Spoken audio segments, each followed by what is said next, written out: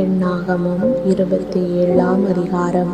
யோசேப்பின் குமாரனாகிய மனாசேயின் குடும்பங்களில் மனாசேயின் குமாரனாகிய மாகீரின் மகனான கிளையாத்துக்கு பிறந்த ஏபேருக்கு புத்திரனாயிருந்த செலோப்பியாத்தின் குமாரத்திகளாகிய மக்லாள், நோவாள், ஒக்லாள், மில்காள், திர்சாள் என்பவர்கள் வந்து ஆசரிப்பு கூடார வாசலிலே மோசேக்கும் ஆசாரியனாகிய எலெயாசாருக்கும் பிரபுக்களுக்கும் சபை அனைத்திற்கும் முன்பாக நின்று, எங்கள் தகப்பன் வனாந்தரத்தில் மரணம் அடைந்தார். அவர் கர்த்தருக்கு விரோதமாக கூடின கோராகின் கூட்டத்தாரில் சேர்ந்தவர் அல்ல. தம்முடைய பாவத்தினாலே மரித்தார். அவருக்கு குமாரர் இல்லை. எங்கள் தகப்பனுக்கு குமாரன் இல்லாததினாலே அவருடைய பேர் அவருடைய வம்சத்தில் இல்லாமல் அற்று போகலாமா? எங்கள் தகப்பனுடைய சகோதரருக்குள்ளே எங்களுக்கு காணியாட்சி கொடுக்க வேண்டும் என்றார்கள். மோசே அவர்களுடைய நியாயத்தை கர்த்தருடைய சந்நிதியில் கொண்டு போனான். அப்பொழுது கர்த்தர் மோசேயை நோக்கி, செலோப்பியாத்தின் குமாரத்திகள் சொல்லுகிறது சரிதான்.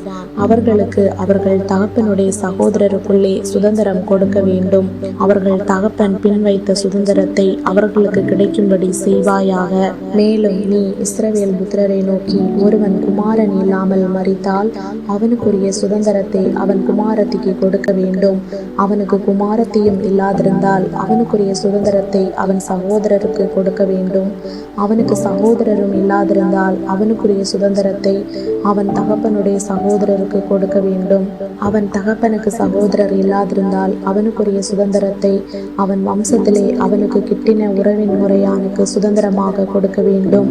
இது கர்த்தர் மோசேக்கு கட்டளையிட்டபடியே இஸ்ரவேல் புத்திரருக்கு நியாய விதி பிரமாணமாய் இருக்க கடவது என்று சொல் என்றார். பின்பு கர்த்தர் மோசேயை நோக்கி, நீ இந்த அபாரிம் மலையில் ஏறி நான் இஸ்ரவேல் புத்திரருக்கு கொடுத்த தேசத்தை பார்.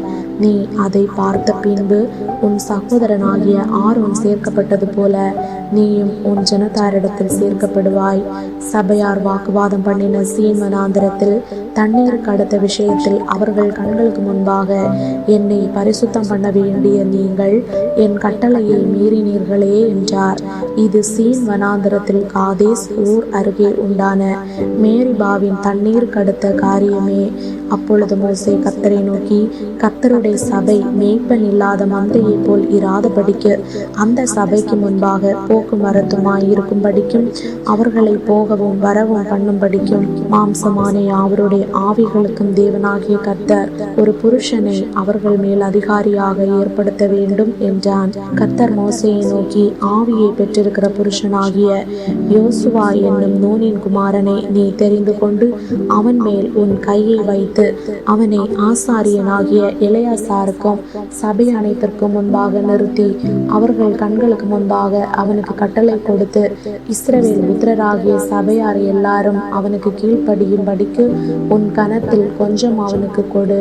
அவன் ஆசாரியனாகிய எலெயாசாருக்கு முன்பாக நிற்க கடவன்.